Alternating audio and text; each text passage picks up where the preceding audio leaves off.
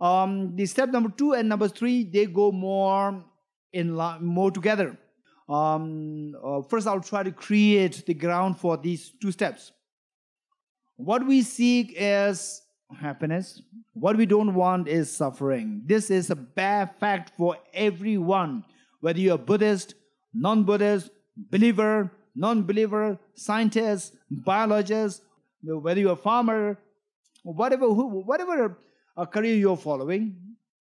We all engage in this particular thing with the basic drive for happiness and not wanting suffering.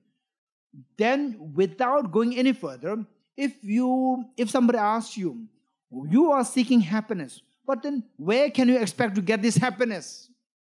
What are the sources of happiness? If somebody asks you this, then there are 2 sources: external sources and internal sources. Right? Finally, say on 18 you are meditating in your room, right? Of what we covered for the last 1 week. You are meditating. Then you are meditating there. You are just engrossed in the meditation. Then somebody from behind hits you like this, hits you like this, right? And then what is your response? Tell me. Okay, first, if you become angry, don't become angry easily. First, look at the person who hit you, right? It could be your brother, to whom you love so much, whom you did not meet the last 10 years, right? Then you look at the person. If it so happens that it's your brother or it's your sister, whom you were separate for the last 10 years, to whom you love so much, right? Then this hit is not a hit. It's an affectionate gesture, right? Then you will not feel the pain. You will just, feel such a joy. Okay. Then by looking at the person, if it is the next door neighbor who always throws garbage next to your door, then you become so irritated. Okay, the same action, when you interpret that as a gesture of love, then there's such joy coming in you. The same action, when you interpret that as a gesture of hostility, anger, then there's irritation coming in you. Whether irritation comes to you or joy comes to you, this action does not determine. It is how you interpret that determines that, right? So where is that joy? Where is that happiness coming from? Is it from this hit or from inside? From inside. So therefore, there's an inner source of happiness, inner source of misery, right? And if you are able to say, just out of curiosity or just for the sake of our imagination, imagine if you become Buddha, right? Do you need to go for a job? If you become Buddha, do you need to go to the market to buy things? If you become Buddha, then do you need to have, say, when it rains, then you need an umbrella, or you need a car? You don't need anything. All these things you need when you are vulnerable. When you cannot provide these feeling, the pleasant feeling, right? When you cannot provide these pleasant feeling on your own, then you need these things to create this pleasant feeling within you, right? Whereas when you become a Buddha, the inner treasure, the inner source of happiness becomes fully manifest. When it becomes fully manifest, you don't have to depend on any external the sources. You getting it? So final source of happiness is not outside, it is inside. So that is, we need to uncover, we need to unravel this hidden treasure, the Buddha nature. But then, what obscures this hidden treasure? Tell me. What obscures? Delusions and karma. Delusions and karma. Okay. Those of you who attended the last 7 days, tell me. What obscures this? Defilements. Mental defilements. Mental defilements, be even more precise. Afflictive obscurations and cognitive obscurations, which finally boil down to self-grasping ignorance and self-centered attitude. Don't forget that, right? Don't forget that. Of course, we need to make a distinction between self-grasping ignorance and self-centered attitude. So these two are what obscure this hidden treasure, right? So the real source of happiness which we are seeking is inside us, but then what makes us still vulnerable if the treasure is within you? If the real source of happiness, final source of happiness is within you, then what makes you vulnerable? What makes you not experience it? Because something is obstructing you from having this source, having this inner source come out. What is that thing which is obstructing you? Self-grasping ignorance and self-centered attitude. You're getting it? Okay. If you really gain confidence, if you really gain conviction, that finally the real source of the happiness is within me, and it is obscured by the self-grasping ignorance, self-centered attitude. And then somebody abuses you, somebody accuses you, somebody treats you badly, whatever happen. And then you feel the pain. You'll feel the pain. Then would you be more angry towards the person, or you will be more angry towards the self-grasping ignorance, self-centered attitude?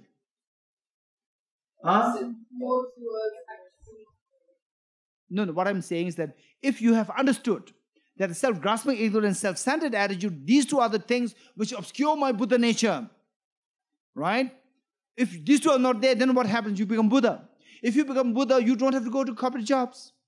You don't have to go to that job, this job, that. All these headaches, you are free. You understand what I'm saying? Or say when you drive, right? when you drive a car, I've never seen that, with circuit or Rof. I did not see them, shouting at other people, right? So I don't know whether they're shouting in my absence. I've never seen them doing that, right? At one point, there was one friend of mine in Tibet House, and then he was in my office. I was extremely busy with number of things. One, like writing responses to the other people. And then at one point, he started coming to me. And then he did not have anything to ask me, right? He simply wants to drop in my office. He would come in, and then he would look at me, and then he would say, Geshe-la. Then he would just create questions. Right? Then I would say, okay, I have few works to do, right? And he would say, I know you're very busy. Would you allow me to come to your office 2 minutes every day? I said, of course, right? 2 minutes is fine, right? Of course, it's fine. Then he was seeing me. Then I was again continuing with my work. Then he asked me, Geshe-la, would you mind giving me one instruction, which I'm going to meditate in Lodi garden, right? Lodi garden. Then I would say, I'm so happy he's leaving, right? So he's leaving me to do my job. And then I would say, compassion. Then he said, okay. Then he left my office. And then at the door, again he turned back and said, Geshe-la, compassion is, it works, this meditation compassion, it works so good. It works so well in Lodi garden, but it doesn't work in the traffic. Then I asked him, what happened? Why not in traffic? Then he said, in traffic, people cut, and then you become so angry, right? Then I said, oh, people cut. Now, when that happens, then you have to think like this. Say, these people who is cutting you, you have to imagine that this person might have his very sick mother waiting in the hospital, right? Sick mother waiting in the hospital.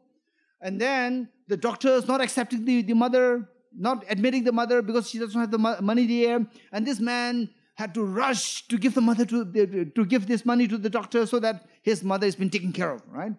Or this man might have a very young daughter in the school, and the school finished, and then all the school children, they already left, and this young daughter is waiting for the father to come to pick her up.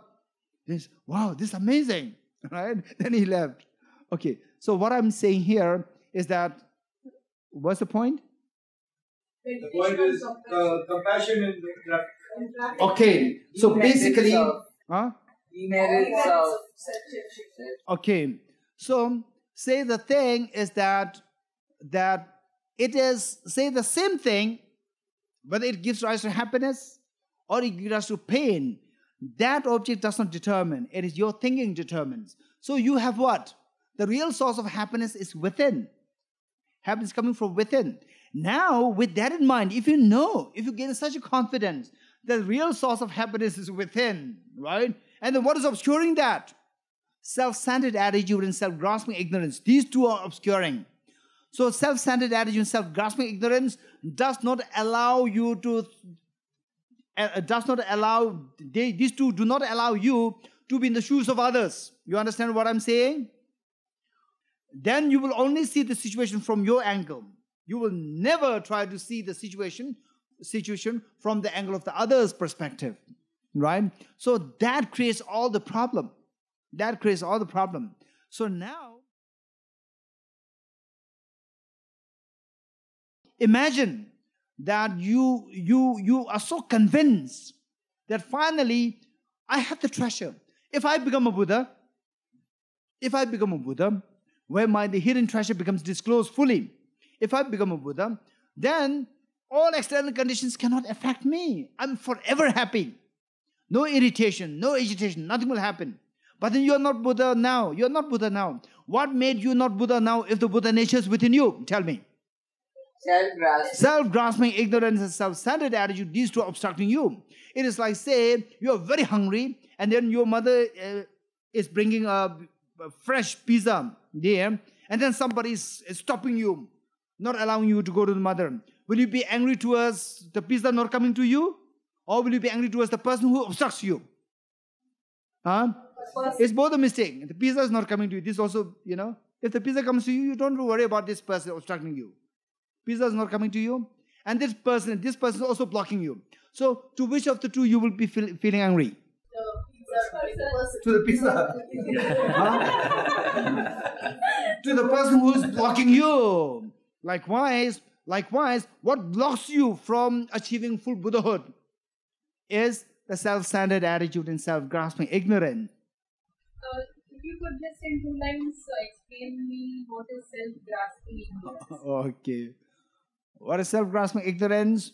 What is self-centered attitude, right? Self-grasping ignorance is where, say, you see the self to be so real. So, for example, in the dream,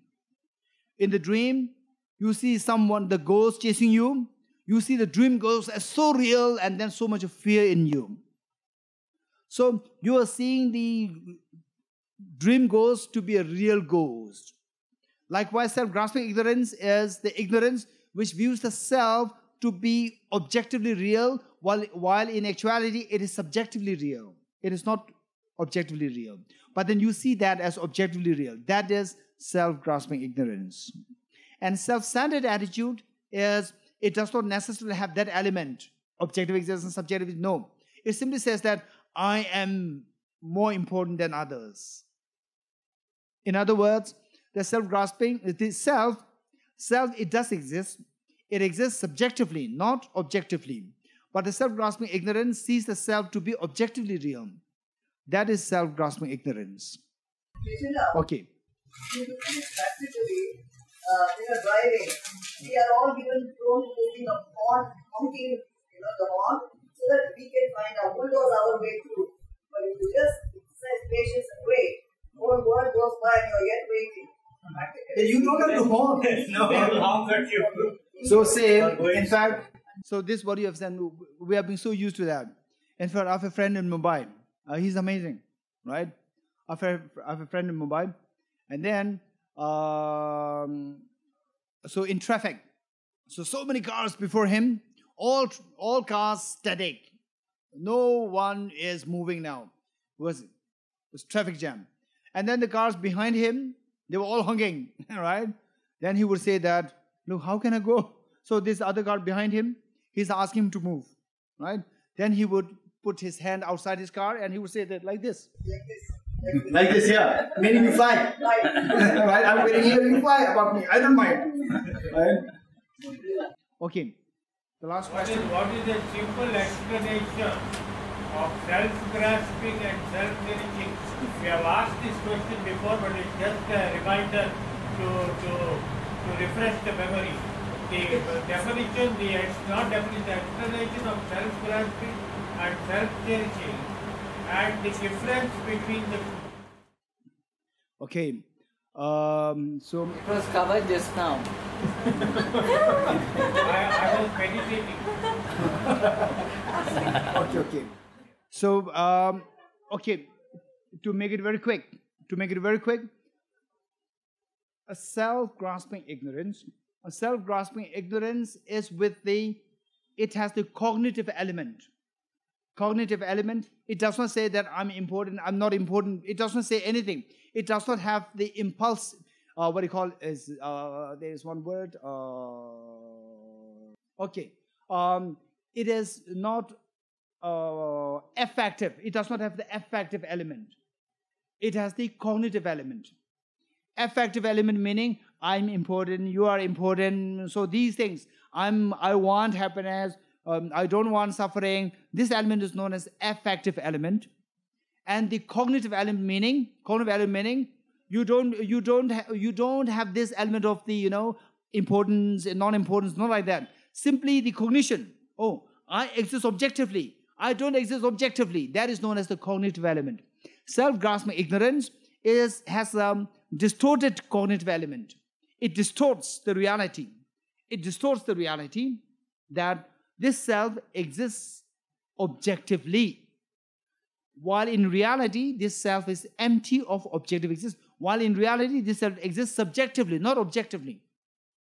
So when you see the self or the flower to be objectively real, this is known as self-grasping ignorance. Whereas when you say that, oh, this flower is more important than others, I am more important than others, like that, then this becomes self-centered attitude. Right? This is the distinction. Masterji, I humbly submit myself and accepting your teachings humbly and respectfully. But still I am having some clarifications I put in that you are given some examples. I come one or two with that. You have given an example that venerable monk is coming to get through the railway compartment, they were crowded and they are making way and all that. And finally the monk, the honorable venerable says, we are all equal. They got down, maybe something like that. But the honorable venerable monk could not reach the other destination. He failed his responsibility to exercise at the other end. Is it right or wrong? Okay, very good question. Other people also have some responsibilities, I think. It's not just that this monk has the responsibility. Other people who also have the responsibility there. They might have a sick mother there. They might have the sick children waiting there. Right? Others might have even greater responsibility. Right? And then more the other people, the more the responsibilities. And less the number of people, less the responsibility. Right? I think others also have the responsibilities. So we need to be in the shoes of others. Not just from your own angle. From your angle, then there are some important thing, works are going to be pending, then then this thing, that thing. But then if you're in the shoes of others, then you will see that it's not just my responsibility. Others also have the responsibilities. Yeah. One or two other small substitute into that. Every person we are expecting some comfort and happiness, inside happiness and outside comfort, whatever it may. And does this mean in the other side, we should have to pass through the suffering because of to give some room for the comfort for others in practice? In fact, the good news is that to try to give happiness to others, should you suffer or not suffer? This is the question. Finally, it is like a surgery. It is like a surgery. Surgery means the greater goal is to remove your tumor. Immediately your body is going to be cut, right? So cutting, when it is cut, tumor is still there. Tumor plus the cut, both are there. Then with the cut, slowly the tumor is removed. Then with it'll take a little time to heal the cut. And then when the cut is healed, then you are healed perfectly. Initially, you have to sacrifice a little bit, to make others happy. You might have to go through a little pain. Eventually, the more you benefit others, more happy you become. So this is what is going to be covered later on. It says that all happinesses the world contains, all happinesses the world contains are derived through wishing happiness for others. For example, for example, Jesus Christ. He's an amazing example. He gives his life for others. And if you see the happiness, he is so happy. Like Mother Teresa, right? Like His Holiness the Dalai Lama, present day, His Holiness the Dalai Lama. He's doing everything for others. And he is, in fact, the happiest person on this earth. Okay, quick. So there, in this mindsets of Bodhisattva, you said reflecting on the merits of others. So basically, suppose you are, you have a company of a murderer. Company of? Somebody whose work is to Murderer? Yeah, I mean some kind of a dacoit. Okay, dacoit, a company of dacoit. So they kill people to earn their livelihood and are happy. So is there no way you have to draw a line that okay, this is not something that I can cherish, or should I cherish? No, make it very clear. Make it very clear. Say you are in the company of a dacoit. Yeah. Then how do you cherish the dacoit? It is not saying cherish the dacoit. No. Even the dacoit is also a person, right? Yeah. Dacoit also wants happiness, right? Yeah. He doesn't want suffering. Okay. Right? And the dacoit also has the ability to learn something. Right? Okay. And you might be, and Angulimala might be one of the terrible dacoits. Okay. Right? Even his mind can be changed. Right? So rather than punishing him, why don't you change his mind? Right? So reflecting on the merits, not the person in himself. So we are here to finish all these steps. First, we have to finish the steps. Once the steps are finished, then to refine this understanding, all these questions will come. Otherwise, if you don't finish the steps, then what I'm going to cover the next points, they are all going to be coming in the question and answers in the beginning. Then we will never come to the end. So basically, you have to actually cherish the merits, the qualities of the person rather than the person. No, this is not the connotation. I've not explained it yet. So first let me explain all these things. So first let me explain. Only after explaining all, after explaining. Yeah. He was famous dacoit from Rupnagar, and he became the famous saint. Anyway, it's already 8:20, Subhashini. I'm going to stop here. Right? So this is, I have only 3 days more. It's up to you. Whether you want to, have all these things finished, or you want to struggle with one thing, it's up to the group, right? So therefore, the best thing is let me first finish. Let me first finish what I have to cover, and then if the time is left, then we can do the refinement of the understanding through question and answers. Otherwise, it will never come to the end, right? So because many of the questions that you have in your mind, they will be covered in the next point.